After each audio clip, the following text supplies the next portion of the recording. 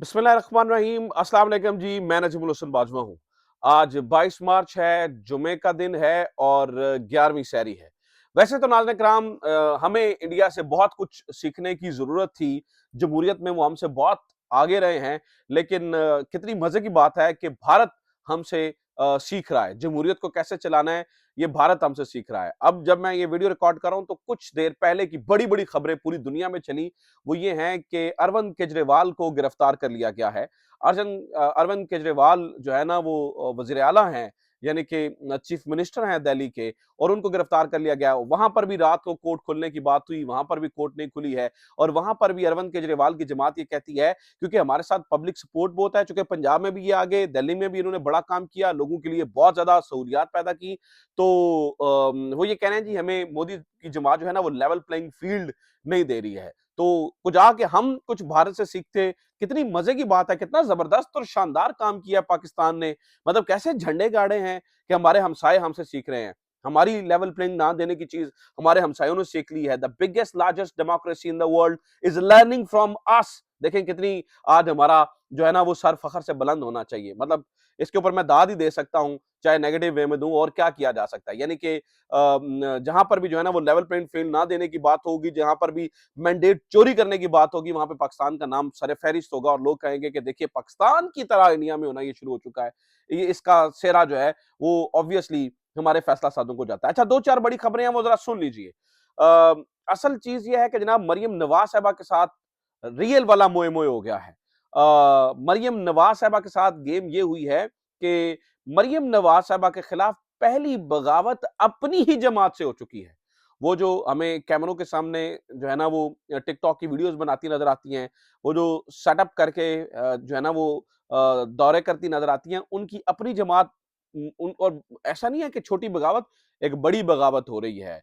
ये क्या कहानी है, इसके ऊपर कुछ चीजें सामने मैंने आपके रखनी है। दूसरा, पहली बार ऐसा हुआ है कि हुकूमती जमात ने असेंबली का बायकॉट, असेंबली इजलास का बायकॉट कर दिया हो। मतलब शायद तारीख में पहली बार ऐसा हुआ है। अमूमन ऐसा तब होता है, ऑपोजिशन की जमातें जो है ना वो बायकॉट करती हैं, उन्हें लगता है कि असेंबली में हमारी बात सुनी नहीं जा रही। लेकिन हुकूमती जमात असेंबली का बायकॉट करके चली गई। ये क्या कहानी है, इसके ऊपर भी मैंने कुछ चीजें आपके सामने रखनी है। डोनाल्ड लू वाला जो जो डोनाल्ड लू ने कट्टा खोला है ना, वो कट्टा बंद नहीं रहा है किसी से भी। वो ऐसा खुला हुआ है कि वो किसी से बंद नहीं रहा है। तो उसके ऊपर कुछ अपडेट्स आई हैं। साइफर के मामले में इमरान खान अब मुकम्मल सुरखरू होता चला जा रहा है।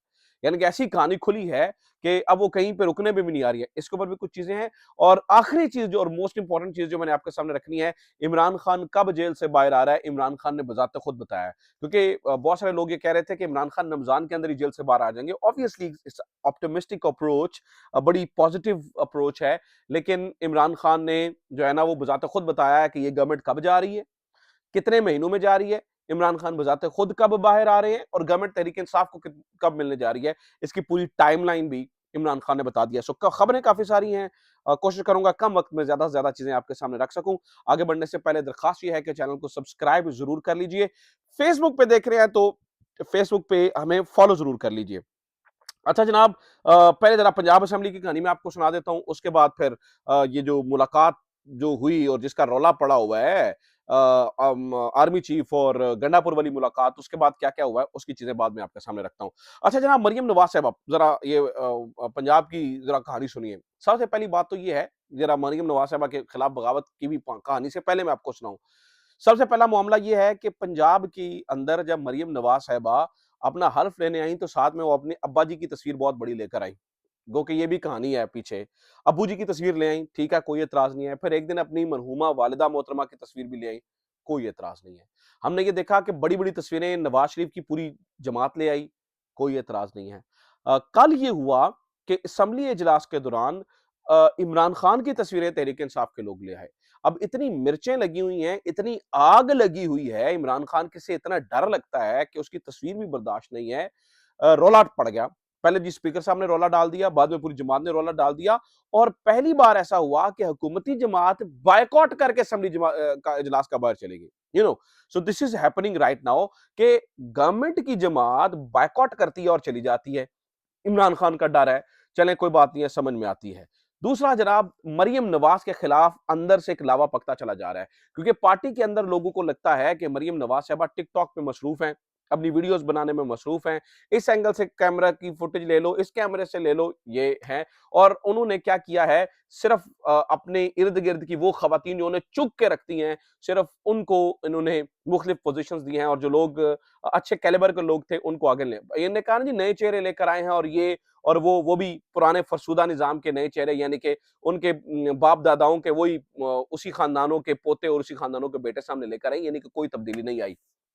इसके ऊपर पार्टी के अंदर अच्छा खासा रौला है और पहली बाज़ाब्ता आप यूँ से कह लीजिए कि बगावत की जो बू है, अब वो आना शुरू हो चुकी है। वो किस तरह से हुकूमती जमात के रुकन हैं ज़ुल्फ़िकार अली शाह। इन्होंने खड़े होकर ये यानी कि असेंबली के अंदर खड़े होकर कहा है कि ये एक जाली बजट पेश किया जा रहा है। यानी कि पंजाब का बजट जाली बजट पेश हो रहा है। कौन पेश कर रहे हैं? मरियम नवाज़ साहिबा की गवर्नमेंट पेश कर रही है और बोल कौन रहा है? ज़ुल्फ़िकार अली शाह जो हुकूमती रुकन है। यानी कि पार्टी के अंदर यानी कि बनती को दूसरा दिन, कटती को चौथा दिन। यानी रौला पड़ गया शुरुआत में ही जब आप फॉर्म 47 के मुताबिक गवर्नमेंट में आते हैं, तो आपकी सूरत-ए-हाल यही होती है। यानी अंदर से लोग खड़े होकर मरियम नवाज के खिलाफ बगावत कर रहे हैं कि जनाब ये एक जाली बजट पेश हो रहा है, ये जाली चीजें हो रही हैं, असल कहानी लोगों से दूर रखी जा रही है। और सिर्फ ये नहीं है नाज़रीन इकराम, असल प्रॉब्लम ये है, अगर आप इस टाइम देखें ना तो ये एक डिक्टेटरशिप के माइंड से चल रहे हैं, ये एक फैशिस्ट अप्रोच को लेकर चल रहे हैं और इसी वजह से इनके अंदर बहुत ज्यादा जो है ना वो बगावत की बू आना शुरू हो गई है, बगावत पनप रही है। अब पंजाब असेंबली के अंदर तो इन्हें मियां असलम इकबाल बर्दाश्त नहीं है, उसको जेल में किया हुआ है क्योंकि मियां असलम इकबाल आ जाएगा तो कहानी जो है ना वो खराब हो जाएगी। मियां असलम इकबाल आ जाएगा तो वो तो नहीं चलने देगा, नहीं बोलने देगा, वो तो हाईलाइट करेगा। इसी तरह से अगर आप कौमी असेंबली में चले जाएं तो वहां पर भी काम खराब है। अब आप ये देखिए कि कितने दिन हो गए अभी तक लीडर ऑफ अपोजिशन नॉमिनेट नहीं किया जा रहा है। लीडर ऑफ अपोजिशन छोड़िए, पब्लिक अकाउंट्स कमेटी का चेयरमैन शेर अफजल मरवत को नहीं बनाया जा रहा। अच्छा इसको भी छोड़िए, पार्लिमानी लीडर सुन्नी इत्तेहाद काउंसिल का नहीं बनाया जा रहा, उसके ऊपर भी जनाब अटॉर्नी जनरल से राय ले ली है। यानी कि इतनी ये सोच है कि इतना ये डर है कि कहीं कुछ ना कुछ हो ना जाए, कहीं कुछ ना कुछ हो जाए। और इसी डर की वजह से वो जो मैंने पहली खबर दी ना आपको कि आर्मी चीफ और गंडापुर की मुलाकात, सुनिए उसके ऊपर क्या हो रहा है। आर्मी चीफ और गंडापुर की मुलाकात का पहले बहुत ज्यादा डर था। मैंने आपको बताया कि पहले प्रोपेगेंडा ये किया गया, पहले ये कहानी चलाई गई कि जनाब ये मुलाकात होगी ही नहीं और इस मुलाकात के अंदर जो है ना वो चीजें चलेंगी नहीं, यानी गंडापुर आएंगे ही नहीं। अब वो नाज़रीन इकराम गंडापुर की मुलाकात हुई है तो गवर्नमेंट को पहला नतीजा उसका ये निकला कि गवर्नमेंट डर गई है और गवर्नमेंट को ये लगता है कि पहला चूंकि पहले सदर ममलिकत की सूरत में एक ऑफिशियल चैनल मौजूद था, जब पीटीआई की गुफ्तगू हो रही थी और एस्टैब्लिशमेंट के साथ बातचीत हो रही थी। अब इन्हें लगता है कि गंडापुर चूंकि आर्मी चीफ से भी मिल रहे हैं तो पहला एक ऑफिशियल चैनल जो है वो खुल चुका है जहां पर तहरीक इंसाफ की जो है ना वो गुफ्तगू हो सके। तो लिहाजा एक नए पैंतरे के साथ मार्केट में आ चुके हैं। वो पैंतरा क्या है? वो ये कह रहे हैं जनाब कि अब राना सनाउल्लाह, मैं आपको बताता हूँ क्या हो रहा है। राना सनाउल्लाह साहब का बयान है, इमरान खान के होते हुए कंसेंसस हो ही नहीं सकता। यानी कि आपके ख्याल में इमरान खान को रवांडा छोड़ना है या इमरान खान को साथ वाले मतलब कीनिया छोड़ना है? इमरान खान को क्या मतलब नेपाल छोड़ना है? कहाँ छोड़ के आए? यानी कि उसने आपके लीडर की तरह भागना तो नहीं है। वो तो वहाँ पे डट के खड़ा है, सीना तान के खड़ा है, सीना चौड़ा करके खड़ा है, बल्कि उसने लोगों को क्या उसने कहा जेल से मेरी लाश निकलनी है, ये बात याद रखना, मैं अगर कहे ना कि कॉम्प्रोमाइज़ करके निकलूँ, ये नहीं हो सकता। ये बात ज़हन में रखना, इमरान खान कॉम्प्रोमाइज़ करके नहीं निकलेगा। पूरी दुनिया नाज़रीन किराम इमरान खान कर रही है। और इमरान खान समझता है कि मैं भुट्टो की तरह खड़ा हो जाऊंगा, क्या होगा? जान तो एक दिन जानी है, मैंने जो जिंदगी जी है मुझे मार दें, मैं यहां से मर के निकलूंगा लेकिन अपने असूलों के ऊपर समझौता नहीं करूंगा। ये चीज डाइजेस्ट नहीं हो रही है क्योंकि इमरान खान नहीं झुक रहा है। लिहाजा नाज़रीन कराम गंडापुर और आर्मी चीफ की मुलाकात का नतीजा ये निकला है कि गवर्नमेंट पागल हो चुकी है और ये इस पागलपन में क्या कर रहे हैं, बोंगियां मार रहे हैं और उस बोंगियों में ये हो रहा है कि एस्टैब्लिशमेंट के भी लोग जो है ना वो इनसे खफा होते हुए नजर आ रहे हैं। अच्छा एक और खबर सुनिए, वो ये है कि जनाब परवेज लाई साहब की मेडिकल रिपोर्ट सामने आ चुकी है और उसमें पता ये चला है कि उनकी 4 पसलियां टूटी हैं, माथे के ऊपर चोट का निशान है। ये देखें बुजुर्गी के आलम में वो खड़ा और बंदा वो मतलब इतने जुल्म करे ना जितने कल को बर्दाश्त कर सके।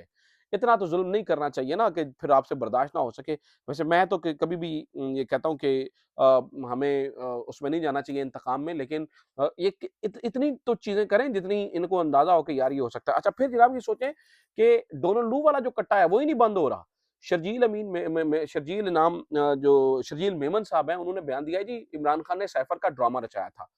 ड्रामा था ना, ड्रामा था, तो मुझे बताएँ कि इमरान खान को सज़ा क्यों दी हुई है? एक तरफ ये कहते हैं जी cipher is a very serious issue क्यों जी? उसके अंदर बहुत इंपॉर्टेंट इंपॉर्टेंट बातें लिखी रही और उसमें वो ये फलां चीज़ लिखी थी, फलां चीज़ लिखी थी और दूसरी तरफ ये कह रहे हैं जी इमरान खान जो है वो साइफर का ड्रामा रचा रहा था। यार अल्लाह के बंदो किसी बात पे तो रुक जाओ। यानी किसी पे तो शर्म कर लो, किसी पे तो रुक जाओ, किसी पे तो देख लो, किसी के ऊपर तो समझो कि यार मतलब बंदे के पुत्रों वाला काम करो। लेकिन नाज़रीन इकराम यहाँ पर जो है वो ये भी नहीं हो रहा और यहाँ पर ये चीज़ें भी खराब हो रही हैं। अच्छा एक और खबर सुन ले सेनेट के बारे में और उसके बाद चूँकि ये वीडियो लंबी हो रही है तो मैं इसे रोकूँगा। सेनेट के बारे में इत्तलात ये हैं कि बहुत जो है वो काम हालात ख़राब हो चुके हैं। सेनेट के अंदर पता ये चला है जी बोरियाँ खुल गई हैं और ख़ास तौर पर केपीके से लोगों को खरीदने के लिए पाकिस्तान पीपल्स पार्टी के लोग जो है, वो वहाँ पर पहुँच चुके हैं और बताया ये जा रहा है कि लोगों के ज़मीर जो है वो खरीदे जा रहे हैं और वहाँ पर जो है ना वो पता ये चला है कि यहाँ से जो है ना वो लोग कहीं पे इलेक्ट ना हो जाएँ, इसलिए मतलब पूरी कहानी जो है ना वो यहाँ पे डाली जा रही है। तो सेनेट के अंदर एक बहुत बड़े अपसेट की तैयारी की जा रही है, ये कोशिश की जा रही है कि यहाँ से जो है ना वो रोका जा सके। लेकिन इसके ऊपर नाज़रीन इकराम पाकिस्तान तहरीक-ए-इंसाफ की जो है ना वो जवाबी हिकमत अमली तैयार हो चुकी है।